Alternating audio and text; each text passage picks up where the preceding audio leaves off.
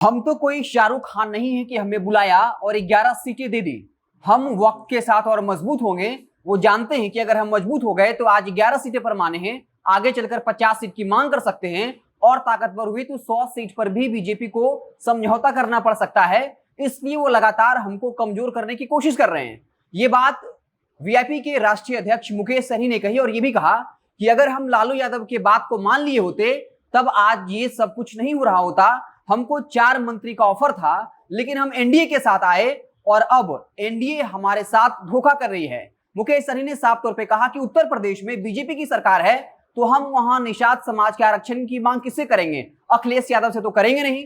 केंद्र में बीजेपी की सरकार है तो वहां पर भी हम आरक्षण की मांग केंद्र सरकार से ही करेंगे, बीजेपी से ही करेंगे। वहां हम राहुल गांधी से मल्ला समाज के लिए आरक्षण की मांग नहीं करेंगे। और मुकेश सहनी ने साफ तौर पे कहा है कि वो हमें इस वक्त कमजोर समझ रहे हैं। उत्तर प्रदेश के विधानसभा चुनाव में जेडीयू ने भी अलग से चुनाव लड़ा, लेकिन टारगेट सिर्फ हमें किया जा रहा है। बोचहा सीट हमारा था, लेकिन बीजेपी ने अपने प्रत्याशी को वहां से उतार दिया।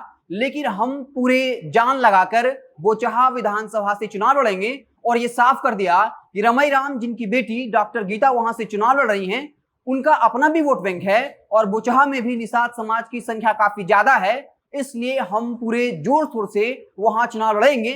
उत्तर प्रदेश से सैकड़ों की संख्या में कार्यकर्ता आने के लिए तैयार हैं। पूरे बिहार के जो वीआईपी पार्टी के समर्थक हैं वो भी बोचहा में बाकायदा चुनाव प्रचार करेंगे और हम वहां पूरी मजबूती से चुनाव लड़ेंगे। और ये साफ कर दिया कि कल यानी 23 मार्च को जो डॉक्टर गीता देवी हैं वो वहां से वीआईपी के टिकट पर नामांकन करेंगी और आने वाले वक्त में वहां पर वीआईपी बहुत मजबूती से चुनाव लड़ेगी। मुकेश सहनी ने अपने दर्द को बयां करते हुए कहा कि हमें जो है राज्यपाल की जो 12 एमएलसी की सीटें थी वो भी सीट नहीं दी गई।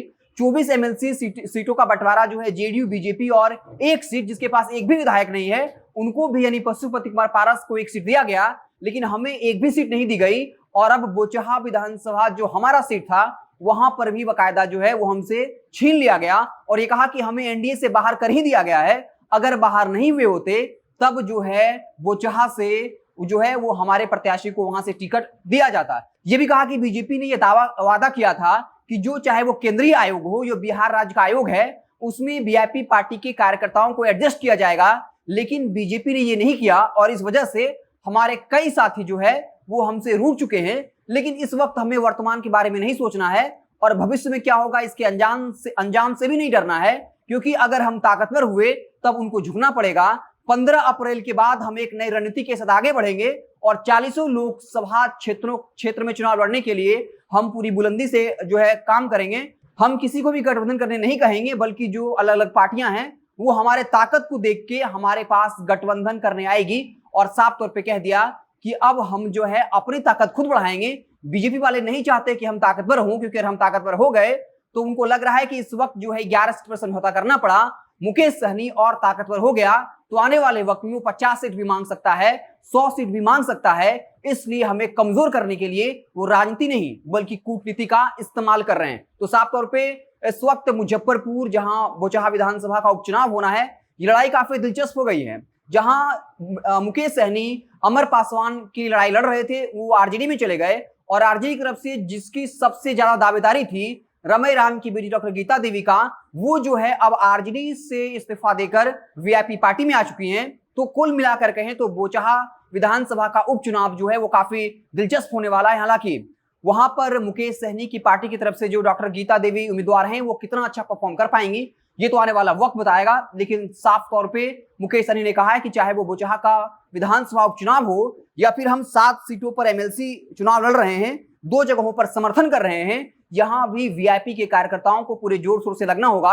और ये भी याद दिलाया कि जब जो 2 जगह उपचुनाव हो रहे थे, चाहे वो तारापुर हो या कुशेश्वर स्थान हो, हमने एनडीए गठबंधन के धर्म का पालन करते हुए पूरे जोर शोर से एनडीए के समर्थन में प्रचार किया।